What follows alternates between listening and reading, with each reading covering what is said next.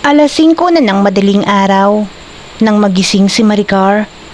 Hindi mapakali ang dalagita dahil sa maalinsangan.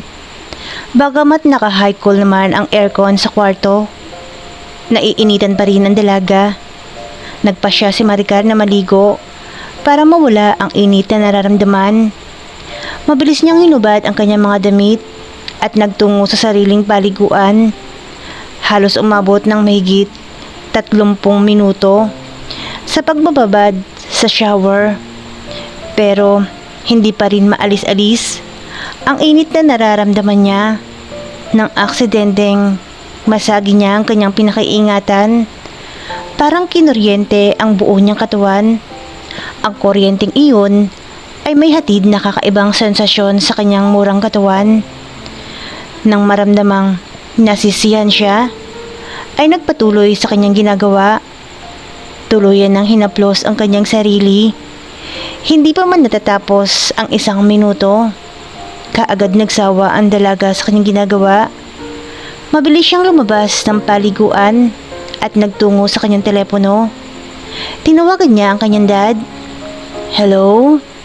Sagot ni Alfredo sa kabilang linya. "Dad, punta ka dito sa kwarto ko." Pakiusap ng dalagita sa kanyang ama. "Ang aga mo naman, Maricar. At ano na naman ang gagawin ko dyan? Baka makita na tayo ng mga katulong natin. Baka kung anong isipin nila." Tugon ni Alfredo habang pikit pa ang mga mata. "Sige na, Dad. Sa likod ka na dumaan. Pubuksan ko na lang ang bintana para makapasok ka sa kwarto ko." Pamimilit ni Maricar sa kanyang ama. Walang nagawa si Alfredo, kundi sundin ng anak. Pagkapasok ni Alfredo sa kwarto ng anak, hindi niya nakita si Maricar. Ganun man, narinig niya ang lagaslas ng tubig sa paliguan ng dalagita. Kaagad siyang nagtungo ron. Pinihit ang doorknob ng pinto at nakita niya si Maricar naliligo. "Halika, pasok ka, Dad." Nakangiting yaya ni Maricar sa ama.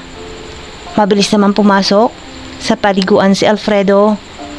Batid ng lalaki kung ano ang binabalak ng anak sa kanya.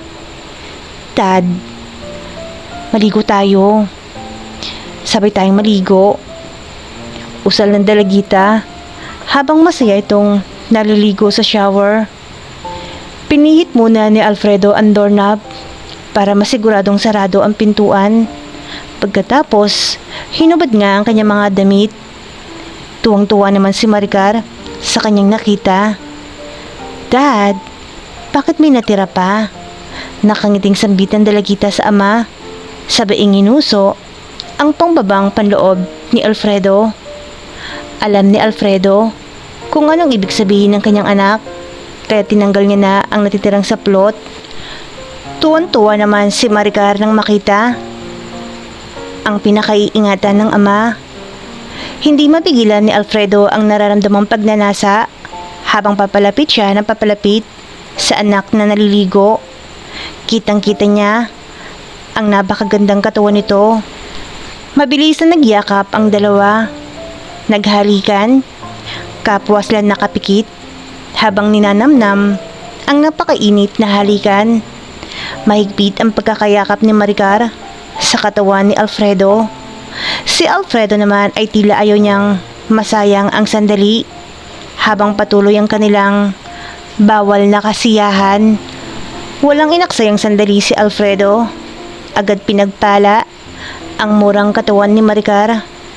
Hindi naman mapigilan ni Maricar ang sobrang kasiyahan na kanyang nararamdaman habang pinag-iinit siya ni Alfredo.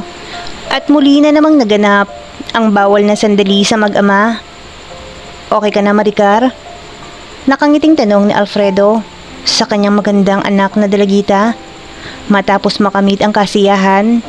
"Yes, Dad. Sobrang saya."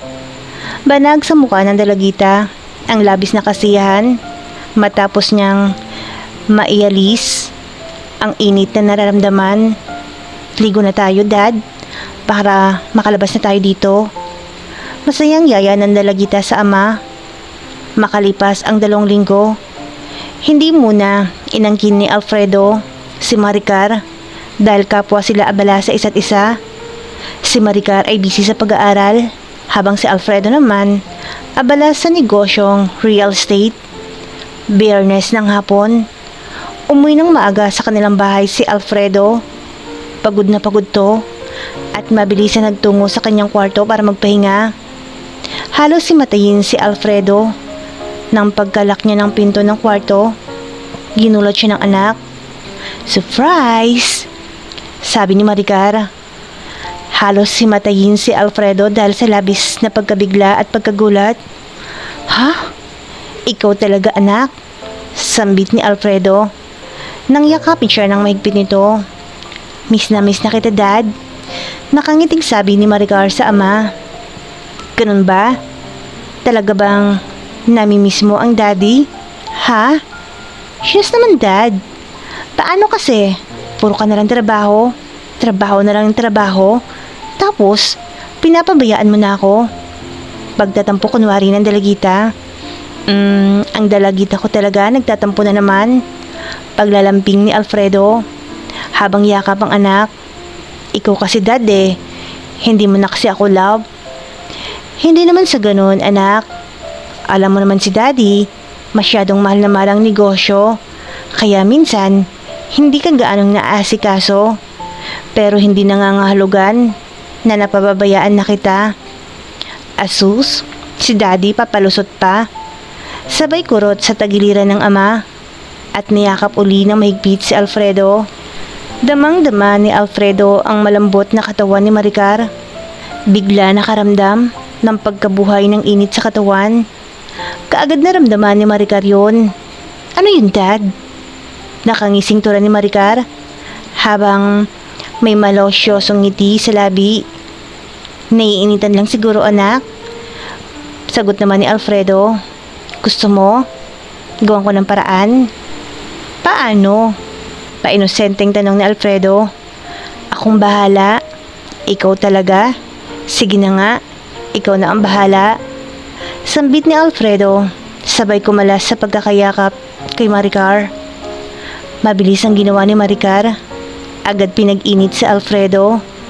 Parang ready na, Dad. Anong gagawin mo dyan ngayon? Lalo na okay naman pala. Biro ni Alfredo. "Basta, akong bahala rito, Dad."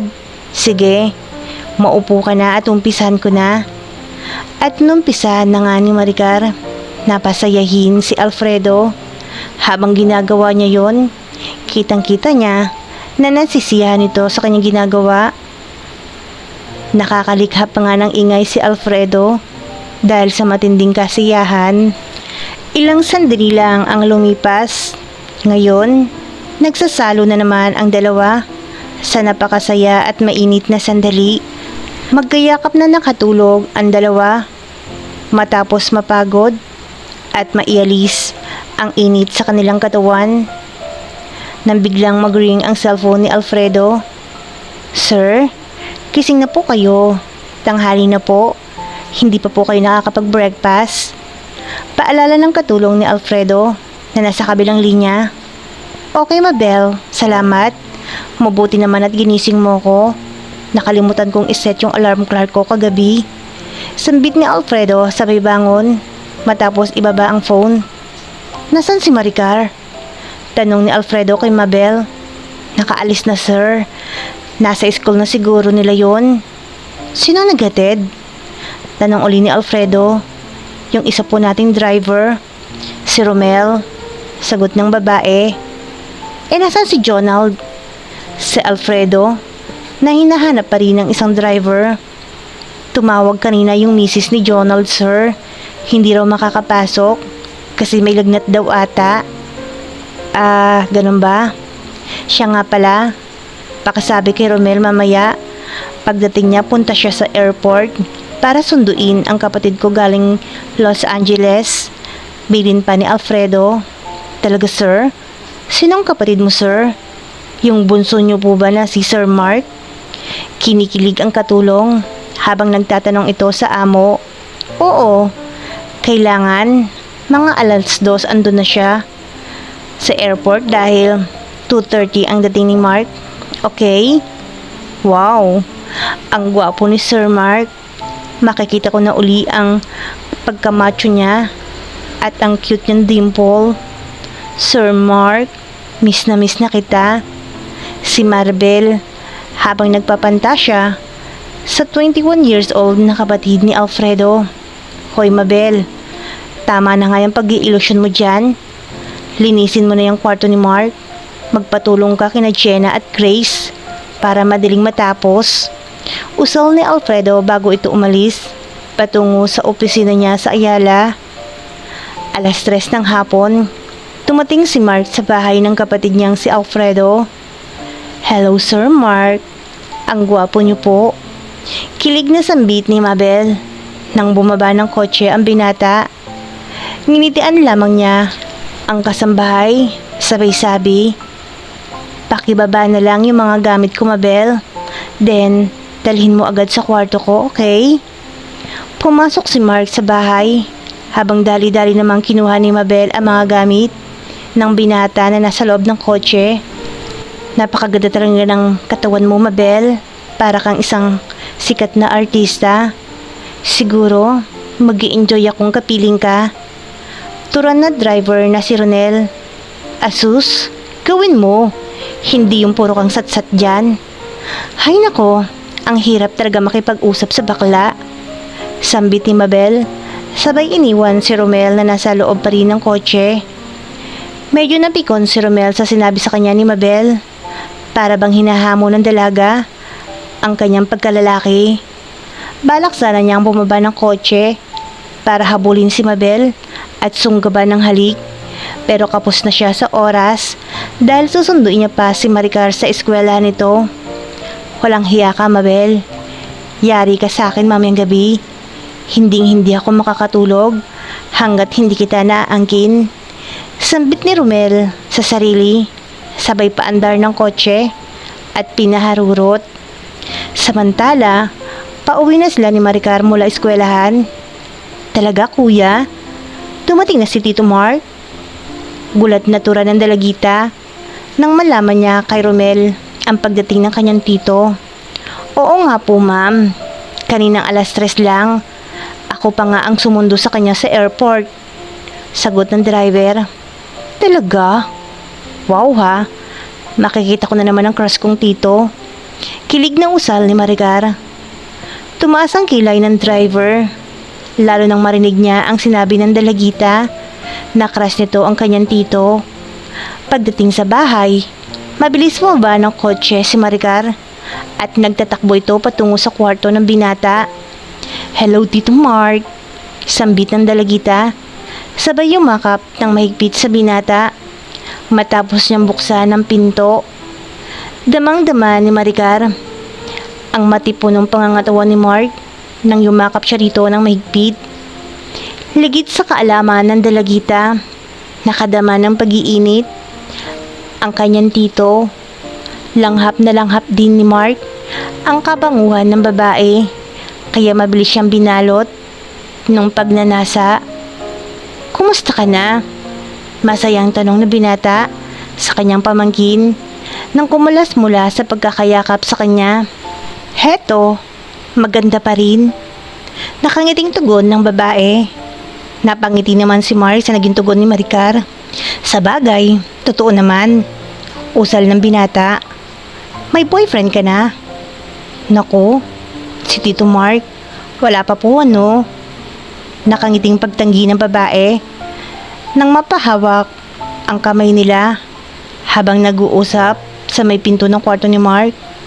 Asus, sa gandang mong yan, wala pa rin. Pamimilit pa ni Mark. Medyo may nagkakagusto sa akin. Kaklase ko po kaso ang torpe eh. Ganun ba? Kamusta naman ang pag-aaral mo?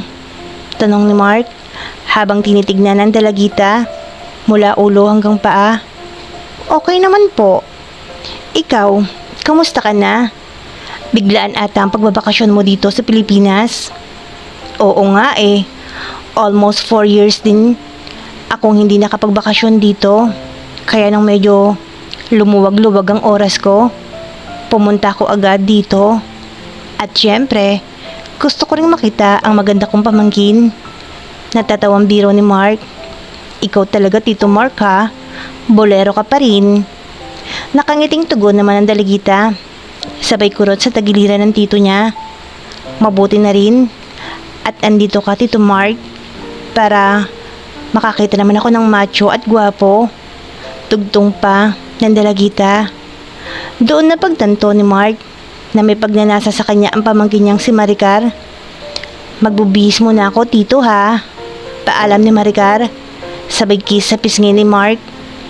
Damang-dama ni Mark ang malambot na labi ni Maricar nang lumapat ito sa kanyang pisngi.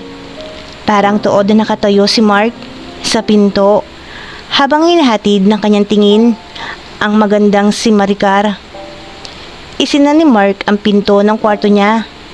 Pinatay ang ilaw bago humiga sa kama.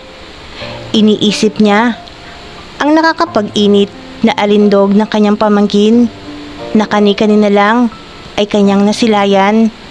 Batid niyang may ipagmamalaki ang matayog na kayamanan ni Maricar dahil kitang-kita naman ang ebidensya. Halos kumawala na ito sa suot na uniforme. Biglang nakaramdam ng init si Mark. Walang salitang pinasaya niya ang kanyang sarili habang laman ng isipan niya ang magandang si Maricar. Bumulaga sa kanyang imahinasyon ang maipagmamalaking kayamanan nito, kaya't agad niyang sinibasib ng halik. Sa kanyang imahinasyon, bigay todo ang pamangkin, kung kaya't lalo pa niyang pinagbuti ang ginagawang pagpapasaya sa sarili hanggang sa narating nito ang rurok ng kasiyahan.